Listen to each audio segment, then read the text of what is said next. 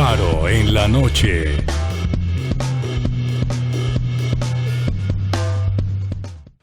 Hola queridos amigos del canal Cristovisión, los saluda todo el equipo de este programa Faro en la noche.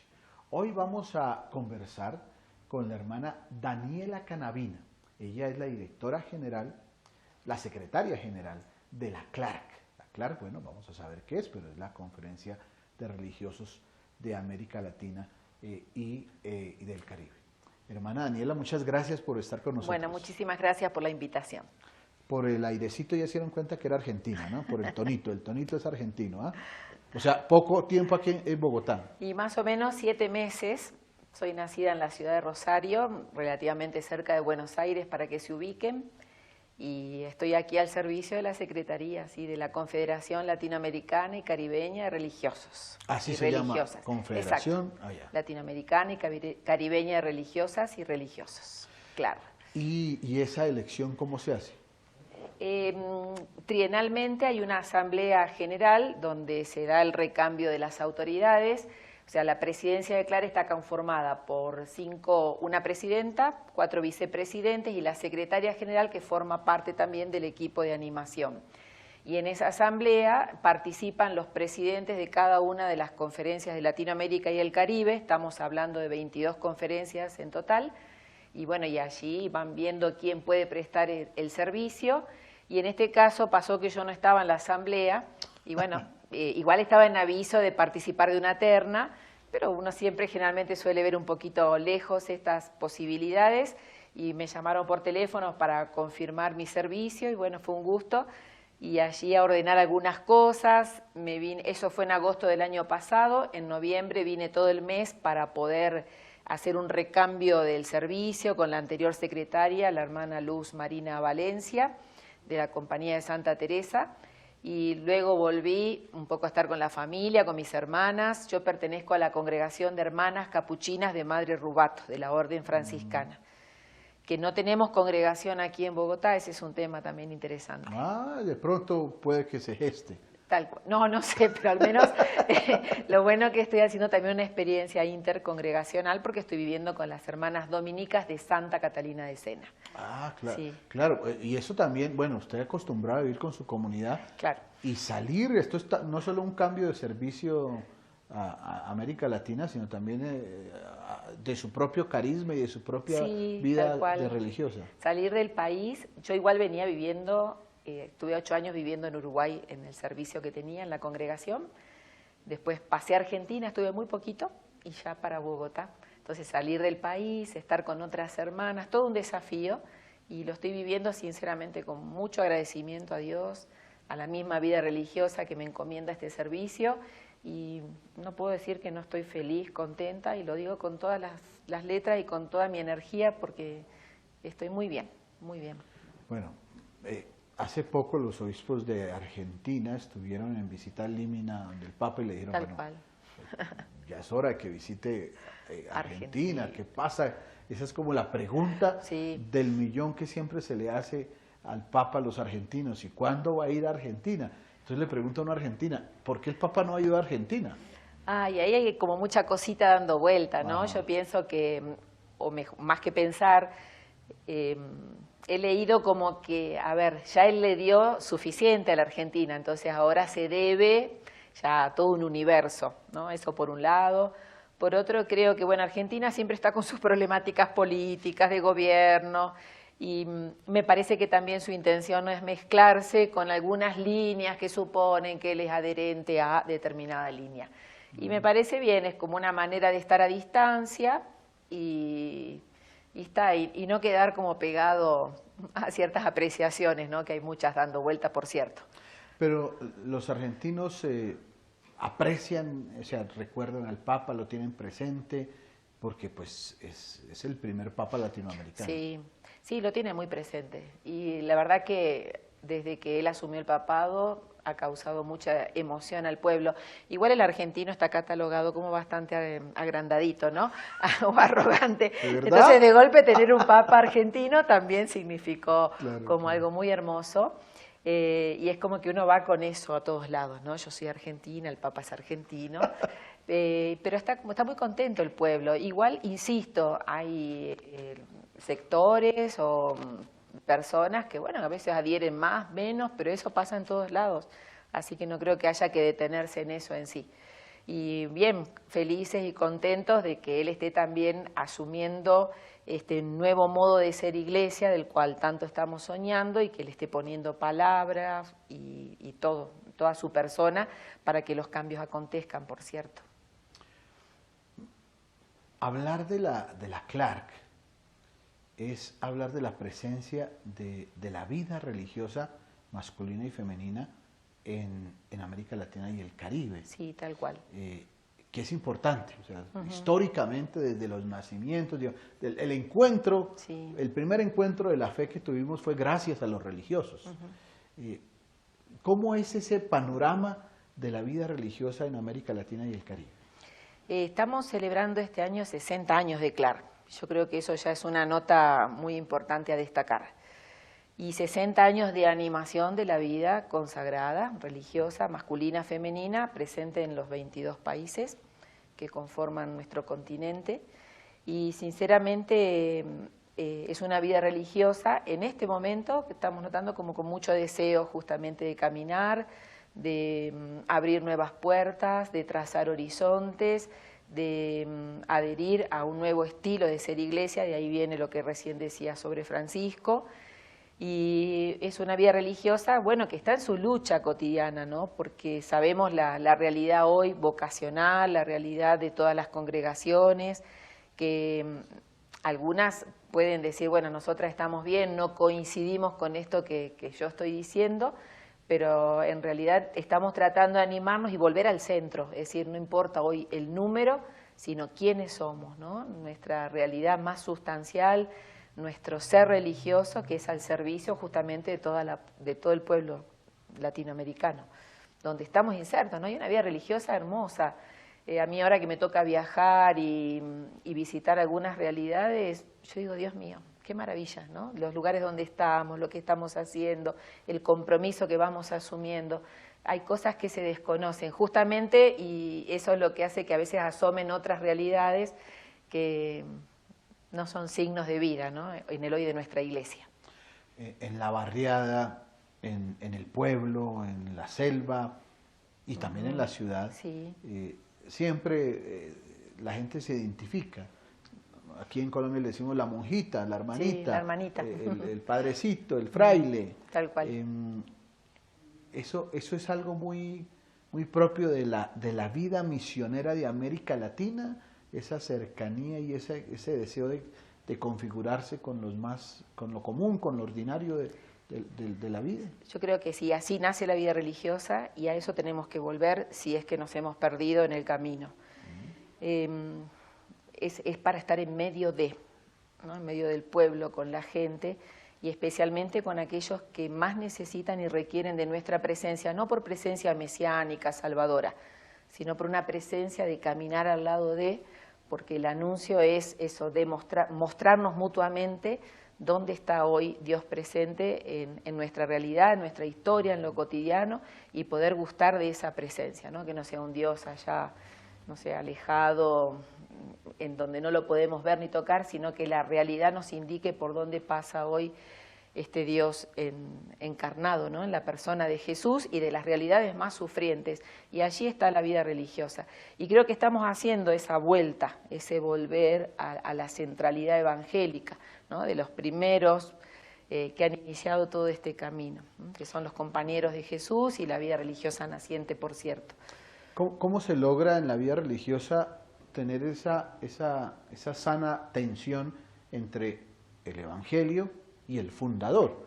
Porque siempre que uno habla con los religiosos, obviamente el Evangelio es central para todos, pero obviamente la manera como el fundador asume el desafío del Evangelio es definitivo, más aún cuando, digamos, nacieron en un tiempo, ¿no? Sí. 100 años, 200 años, 60 años, muchos años más. ¿Cómo logran hacer ese manejo de entroncarse en una diócesis, en una realidad social, con el Evangelio, con el fundador, pero también adaptando esas realidades a lo de hoy? Es el famoso tema carisma-institución. y a su vez sumar el continuo diálogo del carisma fundacional con la realidad, con la historia. Eso me parece que es medular. Todas las congregaciones estamos siempre haciendo ese camino, algunas de una manera más lenta, otras como más acordes a los tiempos, en esa reconfiguración interna de las congregaciones, de saber si el carisma sigue respondiendo al hoy. Siempre va a responder, solo que los modos son diversos y hay que tratar de adaptarse a la realidad para que el mensaje también pueda llegar al hombre y a la mujer de hoy, ¿no? O sea, no ser como que viene caminando alguien de otra historia, sino que estamos en esta historia y con un legado, un carisma, que siempre fue acorde al tiempo, ¿no? O sea, los fundadores respondieron al tiempo, a los clamores, a los gemidos del tiempo. Y nosotros tenemos que hacer exactamente lo mismo. Solo que a veces nos cuesta porque parece como que perdemos, no sé, ahí tenemos mucho imaginario, ¿no? Dando vueltas, que se pierde lo que el fundador quería, ¿no? En absoluto. Es honrar al fundador en la medida en que podemos adaptar o hacer dialogar, mejor dicho, el carisma con nuestro tiempo. Esto que viene desde el Concilio Vaticano II, pero que de una manera especial el Papa Francisco lo ha asumido en la iglesia, una iglesia cercana, una iglesia de los pobres, una iglesia que se interpele, que reflexione en torno al tema de los cuadros de autoridad, de para qué la autoridad, el servicio, todas estas cosas que nos ha puesto a pensar el Papa Francisco, daría la sensación que todos estuviéramos diciendo, genial, pues esto es lo que añorábamos. Pero nota uno como cierta resistencia y cierta cosa como diciendo, no, espera un momentico, que de pronto se nos metió el diablo aquí, no sé qué pasó. En la vida religiosa también ustedes pueden percibir eso mismo como una resistencia, que esto es lo que como que el Espíritu nos dice, pero nosotros como que decimos, no, estábamos más cómodos como antes.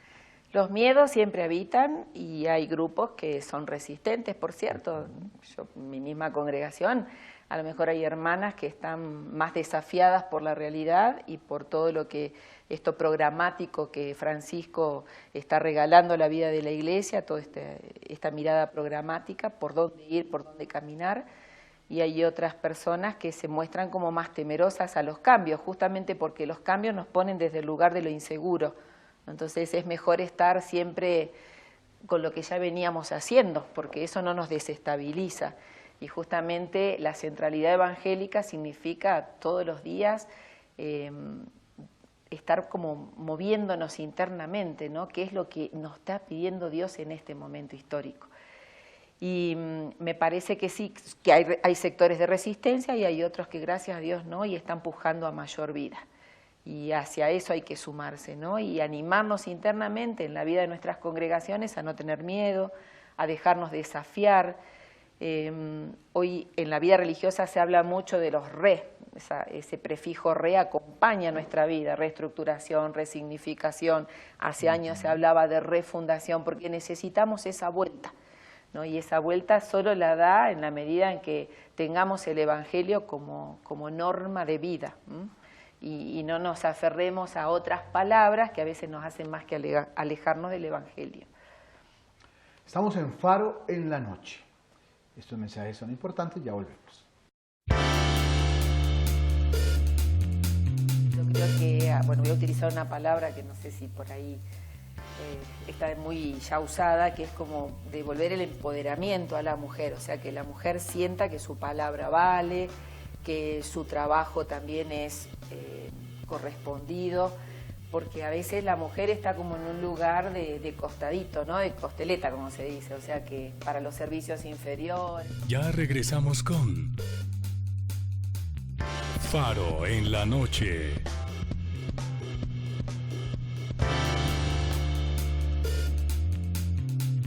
Continuamos con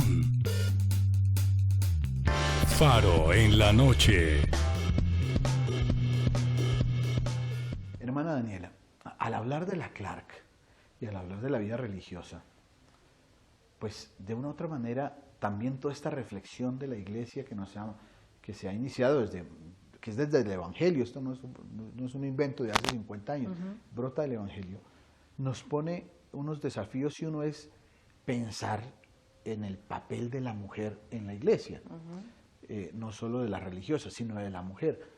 Se han presentado cuestionamientos, bueno, ¿será que el tema de que la mujer debe acceder al sacramento del orden, cuál es el papel de la mujer en la iglesia. Sabemos que la presencia, si no fuera por las mujeres, pues la iglesia sería muy poquito, o sea, las parroquias y todo lo que hay es mujeres, pero pareciera que como que en ciertas realidades no tienen el papel protagónico, directivo, acompañante de los procesos. ¿Cómo es esa reflexión que se gesta precisamente? Y creo que ustedes, las mujeres religiosas, en eso sí están dando mucho que pensar en la reflexión de esos temas.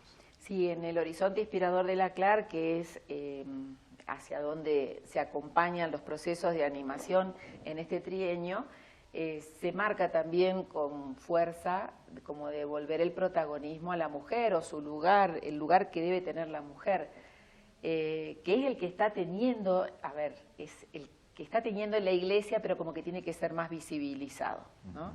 Y yo creo que, bueno, voy a utilizar una palabra que no sé si por ahí está muy ya usada, que es como devolver el empoderamiento a la mujer, o sea, que la mujer sienta que su palabra vale, que su trabajo también es correspondido, porque a veces la mujer está como en un lugar de costadito, ¿no? De costeleta, como se dice, o sea que para los servicios inferiores, para colaborar en tales o cuales tareas, y la verdad que hoy la mujer está en un lugar muy importante, sea a nivel de la reflexión teológica, sea a nivel de los grandes cambios. Me parece que hay que visibilizarla y también ayudarla a que la mujer no se sienta en inferioridad de condiciones con respecto al varón o a los sacerdotes mismos. Hoy se habla mucho, por ejemplo, de clericalismo, pero también tenemos que no tentarnos a que las mujeres asuman papeles de clericalismo, no sé si me hago entender, ¿no? Entonces, estamos tratando de eso, de sumar, de que las mujeres, especialmente en la vida religiosa, se formen, que dediquen tiempo al estudio, a la lectura, o sea, que recuperen un lugar visible.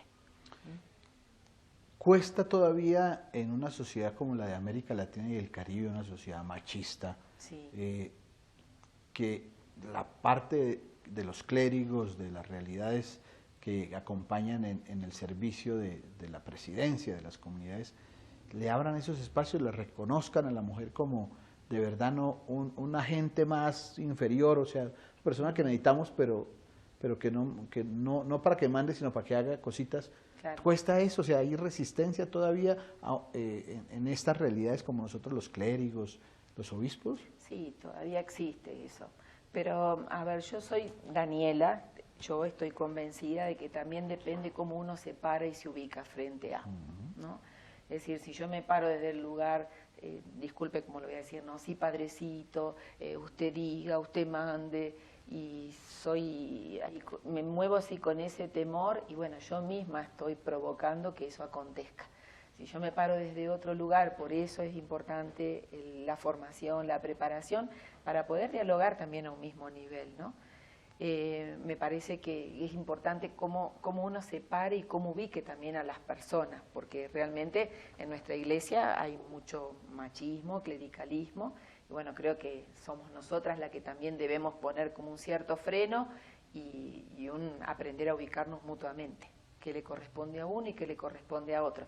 Pero ciertamente hay o religiosas o la misma mujer en sí que a veces no puede batallar con eso. Por eso decimos de la necesidad de acompañar también todos estos procesos, ¿no?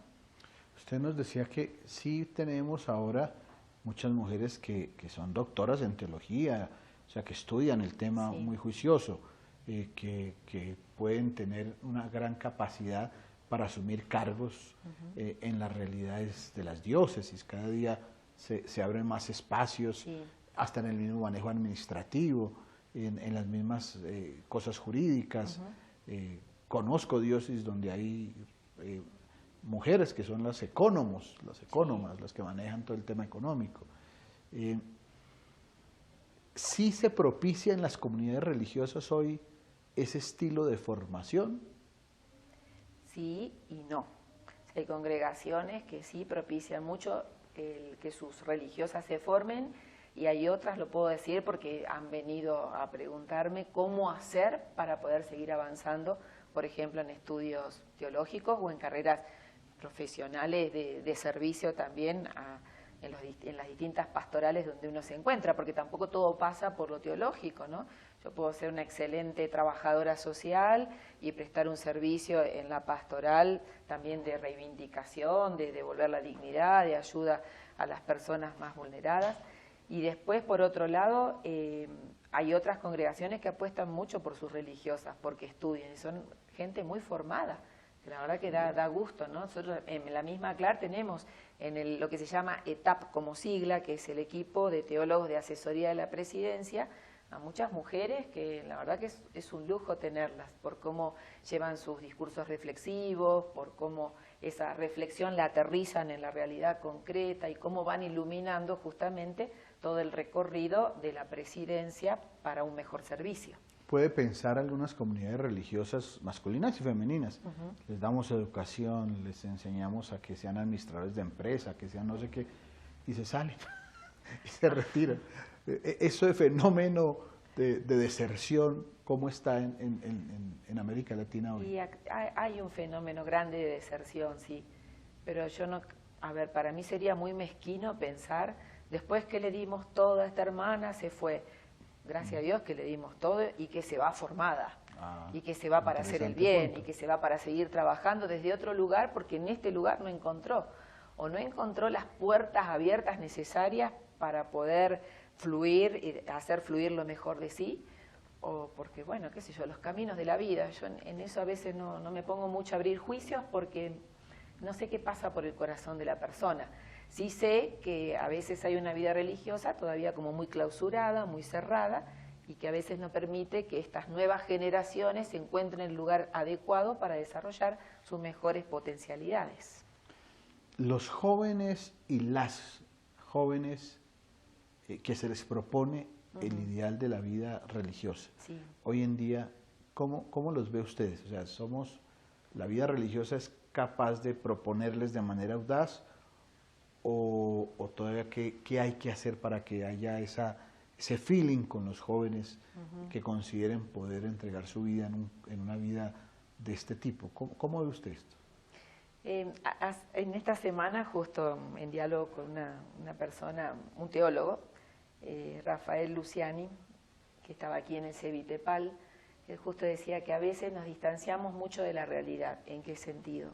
Por ejemplo, hablamos de los jóvenes o proponemos una pastoral vocacional y no estamos con los jóvenes. Entonces, ciertamente que nos distanciamos terriblemente de la realidad del joven y nuestro mensaje llega como algo que al joven no le resulta ciertamente atractivo.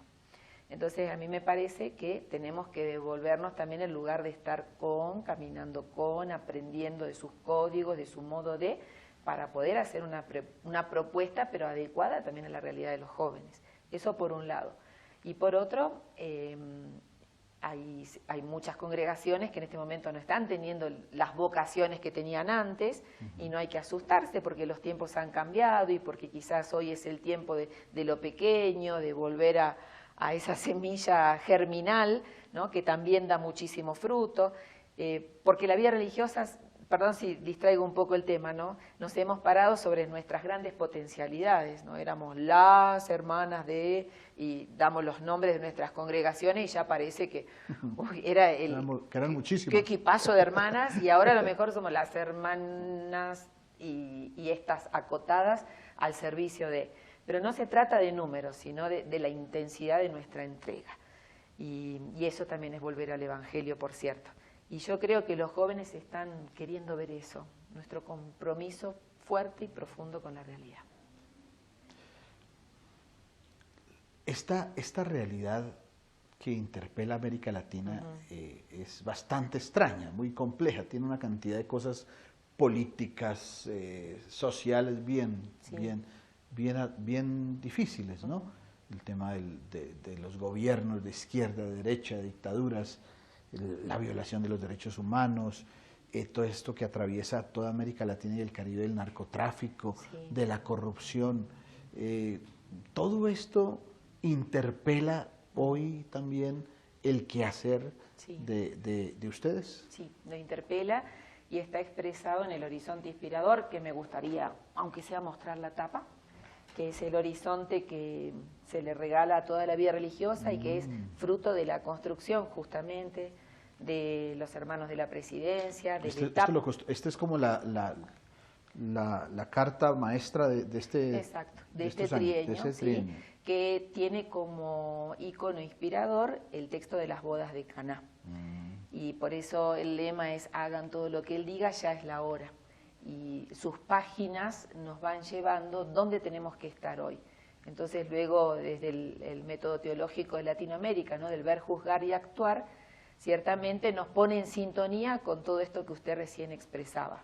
Entonces tenemos que lograr visibilizar esos rostros de sufrimientos, que son las nuevas exclusiones hoy, que es la trata de personas, que es la marginalidad, que son los jóvenes en su situación actual, cómo llegar a ellos, y tantos otros desafíos que realmente nos ponen del lado de los más necesitados, como por ejemplo la vida religiosa o la vida indígena, afroindígena, con especial acentuación a la vida amazónica. Entonces hay como muchas vetas allí que nosotros también lo fortalecemos con la llamada hora profética, o sea, ¿qué voz tiene que levantar hoy la vida religiosa para poder decir, estos también son nuestros hermanos y existen, ¿no? Que a veces están tan apocados, tapados o invisibilizados por toda la realidad sociopolítica de nuestros pueblos. Estos mensajes son muy importantes y volvemos otra vez a este buen conversatorio sobre la vida religiosa. Lo que pasa que me parece que la palabrita sinodalidad está recorriendo todo esto, ¿no? Entonces lo que afecta a una parte afecta a toda la iglesia. Entonces hay que salir de la propia quintita o de un universo que a veces es imposible tenerlo en brazos, ¿no? Entonces me parece que este aporte sinodal, la palabra que salga del sínodo es para toda la iglesia. Ya regresamos con Faro en la noche. Continuamos con Faro en la noche. En el anterior bloque, hermana Daniela, conversábamos de eso que le interpela y que está en este proyecto de trienio que va a trabajar la Clark.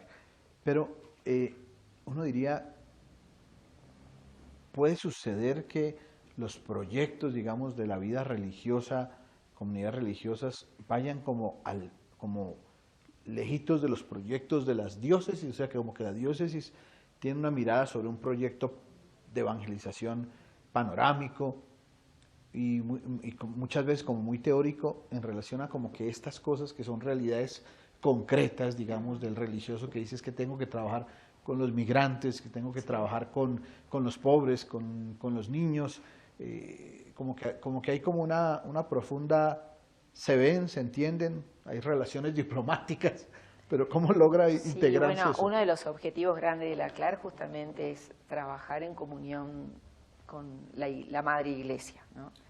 Y nosotros tratamos de trabajar en comunión con CELAM, por ejemplo, y cada conferencia con su iglesia local. Algunas tendrán mayor entrada, entre comillas, otras costará un poco más, pero siempre del lado de la vida religiosa es el sentido de comunión es lo que nos hermana, ¿no? Y bueno, y con eso vamos, y eso se los presentamos también a los obispos, en las asambleas nuestras de la CLAR siempre hay un miembro, por ejemplo, del CELAM, que nos acompaña. En las conferencias nacionales, cuando se hacen sus encuentros, se invita a los obispos locales, al nuncio. O sea, hay una estrecha comunión y eso es muy rico, muy lindo, porque también ponemos sobre la mesa por dónde queremos trabajar, que en realidad es la sintonía con lo que hoy debe servir la Iglesia como institución, ¿no? Estamos viviendo una cosa muy interesante, esperanzadora para octubre, que el Papa convocó el Sínodo de la Amazonía. Tal cual. En América Latina, usted que ha tenido que visitar toda América Latina y el Caribe, el tema se interpela, es un tema que ha cuestionado, que ha generado reflexión. Sí, ha generado mucha reflexión, se ha trabajado mucho, especialmente en los países donde la Amazonía es el fruto que da palabra a la reflexión. La Red Eclesial Panamazónica, REPAM, de la cual la CLAR es cofundadora, también ha tenido mucha palabra. las mujeres, líderes indígenas, amazónicas también han tenido su palabra.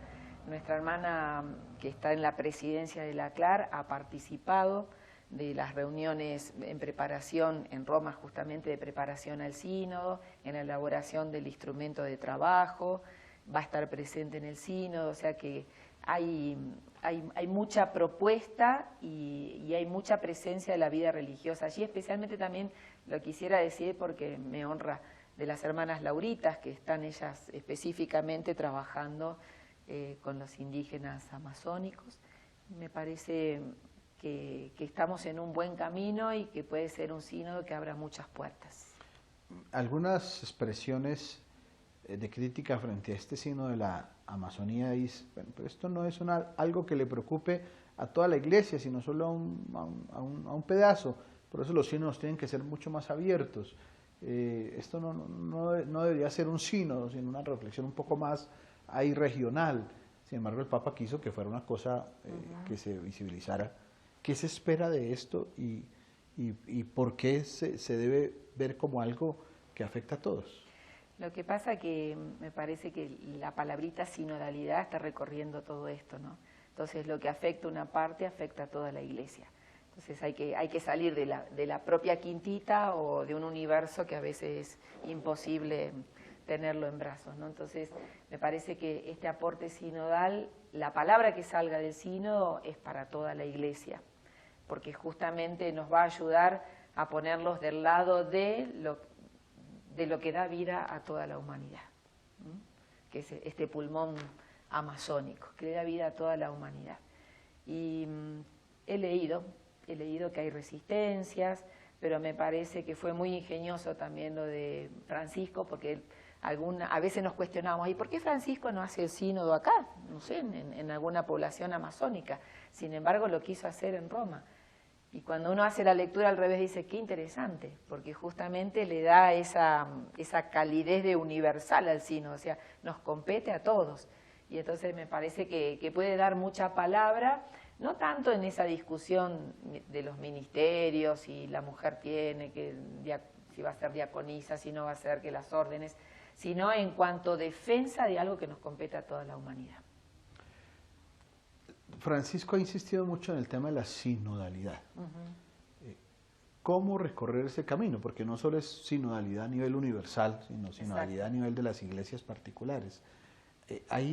¿Cómo construir eso desde la línea de una parroquia, de una comunidad religiosa, de una conferencia episcopal, de cosas mucho más grandes? ¿Cómo recorrer ese camino de caminar juntos y discernir? Sí, caminar juntos, y como lo expresa el Papa, mejor dicho, la Comisión Teológica Internacional en el documento sobre sinodalidad, que es abrazar la pirámide invertida. Que eso creo que va a ser lo más difícil, porque esa pirámide invertida va a resultar cuando haya una conversión también personal, eclesial, en el sentido de decir, bueno, todos tenemos palabra, y ciertamente es todos, algunos y uno, ¿no? Entonces todos tenemos palabra y eso va subiendo para que haya una decisión final. Parece que es un discernimiento de todo un pueblo de Dios que quiere lo mejor para la vida de la iglesia. Y en respuesta, no es para la iglesia adentro, en respuesta de las necesidades, de los clamores y de los gemidos. Es un proceso de reestructuración y ahí nos toca a todos.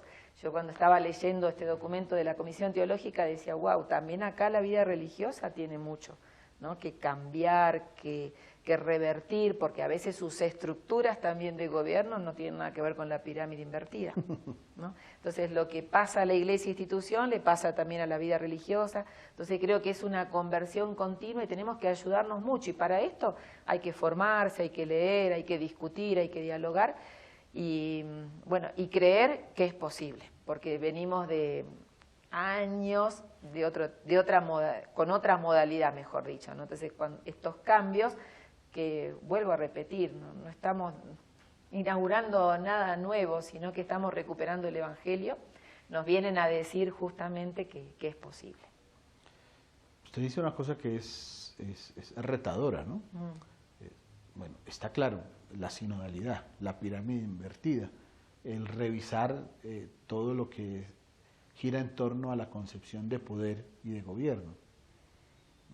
Guarda esperanza. ¿Eso requerirá todo un cambio generacional o con lo que tenemos?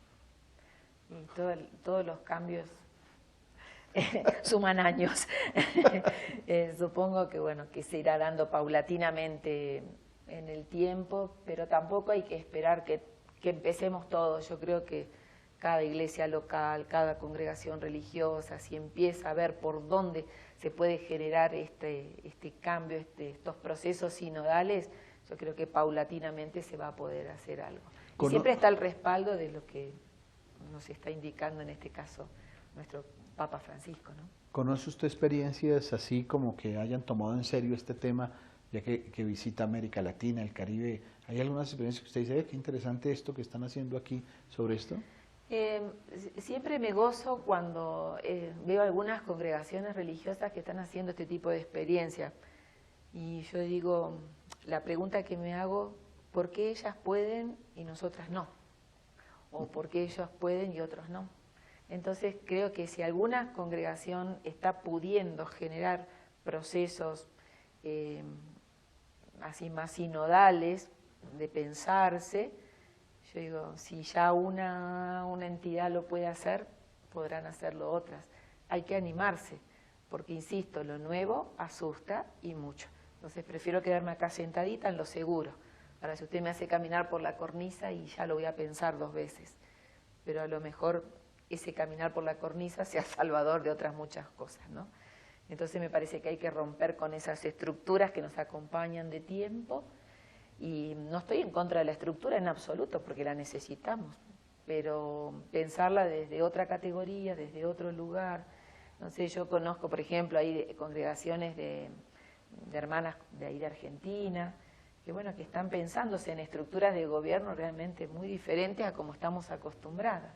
Yo las miro con una reverencia, ¿no? O sea, una actitud reverencial interna, como diciendo, qué hermoso, hermana. Y me gozo con ellas, aunque a lo mejor mi congregación no pueda hacerlo o ni se le ocurra, pero yo me alegro y me gozo, porque ya hay alguien que lo está intentando.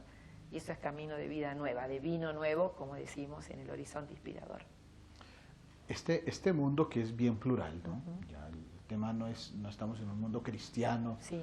La época es distinta, también requerirá esos planteamientos en nuestras maneras de acompañar a la gente, de compartir, ya no con un mundo absolutamente evangelizado cristiano, sino con mucha gente que no cree o que cree de otra manera o que tiene otras opciones en su manera de vivir, en sus estilos de vida, políticos, sociales, afectivos, de toda clase.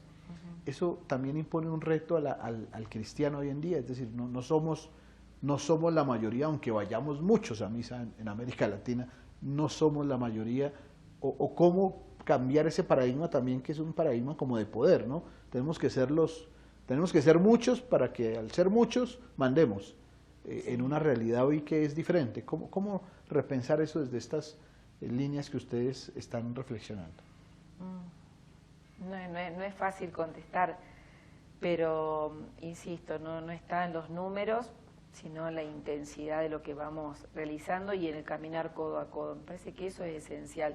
Ya no podemos pensar una iglesia que se impone, que baja con sus mensajes, que adecua a su estructura, no sé, las distintas realidades. Nosotros es muy pluriforme nuestra América Latina culturalmente, y por ejemplo, qué bueno que es que escuchemos, que respondamos también a las inquietudes de los distintos pueblos, ¿no? Pero claro, es muy difícil esto, capaz que así dialogarlo como lo estamos haciendo se nos podría llegar a ocurrir algo, pero esto se tiene que manejar desde la estructura mayor de la iglesia, ¿no? Pero bueno, empezar por lo pequeñito creo que es factible. Hay que escuchar por sobre todo. Se empieza con el ver, ¿no es cierto? El método teológico de América Latina es ver, juzgar y actuar, ver. Y un obispo emérito venezolano, Monseñor Vivazón, cuando nos reunimos en la asamblea que él estaba presente, dice, ¿no será que el ver va acompañado por el escuchar? Y cuando uno escucha, creo que ahí uno se pone así, de igual a igual. Entonces ya la entidad poder no tiene nada que hacer ahí. Hermana Daniela, muchas gracias por compartir Bueno, con muchas nosotros gracias este a rato, ustedes. que creo que los oyentes también han reflexionado de muchas cosas en estas con sus familias. Quiera Dios que cada día la tengamos más aquí a la clara. Esta es su casa. Bueno, muchísimas gracias. Espero haber colaborado con lo que hemos dialogado y bueno, al servicio de toda la vida religiosa y de todas las personas que también se sumen en este camino de intentar algo nuevo, un vino nuevo para mejor vivir. Muchas gracias y a ustedes también, Bueno, queridos muchísimas cristovidentes. Gracias por ver el mundo con los ojos de Jesús.